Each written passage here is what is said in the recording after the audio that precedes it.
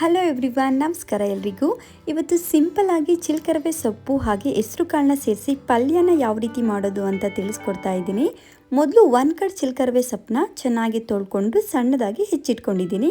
ಹಾಗೆಯೇ 1 ಕಪ್ ಹೆಸರು ಕಾಳನ್ನ ಒಂದು 4 ರಿಂದ 5 ಗಂಟೆಗಳ ಕಾಲ ನೆನೆಸಿಟ್ಕೊಂಡಿದ್ದೀನಿ. ಮೊದಲು ಒಂದು ಕುಕ್ಕರ್ಗೆ ನೆನೆಸಿರೋ ಹೆಸರು ಕಾಳು, ಸ್ವಲ್ಪ ನೀರು ಹಾಗೆ ಉಪ್ಪನ್ನ ಸೇರಿಸಿ 1 ವಿಷಲ್ ಕೂಗಿಸ್ಕೊಳ್ಳೋಣ. ಈಗ ಒಂದು ಪ್ಯಾನ್ನ ಬಿಸಿ ಮಾಡೋಕ್ಕೆ ಇಟ್ಕೊಂಡು ಅದಕ್ಕೆ 2 ಟೇಬಲ್ ಸ್ಪೂನ್ ಎಣ್ಣೆ ಕಾದ್ಮೇಲೆ ಅರ್ಧ ಟೀ ಸ್ಪೂನ್ ಸಾಸಿವೆ, 1 ಟೇಬಲ್ ಸ್ಪೂನ್ ಕಡಲೆಬೇಳೆನ ಹಾಕಿ ಫ್ರೈ ಮಾಡ್ಕೊಳ್ಳೋಣ.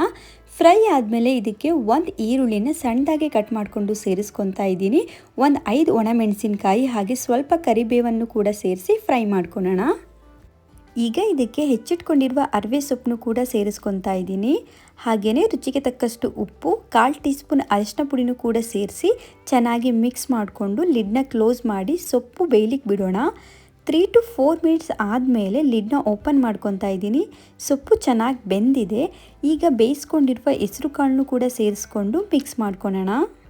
ಮಿಕ್ಸ್ ಆದಮೇಲೆ ಒಂದು 2 ಮಿನಿಟ್ಸ್ ಲಿಡ್ನ ಕ್ಲೋಸ್ ಮಾಡಿ ಬೇಯಲಿಕ್ಕೆ ಬಿಡೋಣ. ನೋಡಿ, 2 ಮಿನಿಟ್ಸ್ ಆದಮೇಲೆ ಲಿಡ್ನ ಓಪನ್ ಮಾಡ್ತಾ ಇದ್ದೀನಿ. ಸೊಪ್ಪು ಹಾಗೆಯೇ ಹೆಸರು ಕಾಳು ಚೆನ್ನಾಗಿ ಹೊಂದ್ಕೊಂಡಿದೆ. ಈಗ ಇದಕ್ಕೆ ಅರ್ಧ ಕಪ್ ತೆಂಗಿನಕಾಯಿ ತುರಿನೂ ಕೂಡ ಸೇರಿಸ್ಕೊಂಡು ಚೆನ್ನಾಗಿ ಮಿಕ್ಸ್ ಮಾಡ್ಕೊತಾ ಇದ್ದೀನಿ. ಸಿಂಪಲ್ ಆಗಿ ಸೊಪ್ಪು ಹಾಗೆ ಹೆಸರು ಕಾಳು ಪಲ್ಯ ರೆಡಿಯಾಗಿದೆ. ಈ ವಿಡಿಯೋ ನಿಮಗೆ ಇಷ್ಟ ಆದರೆ ಪ್ಲೀಸ್ ಲೈಕ್ ಮಾಡಿ ಹಾಗೆ ಶೇರ್ ಮಾಡಿ, ಸಬ್ಸ್ಕ್ರೈಬ್ ಮಾಡಿ. Thank you.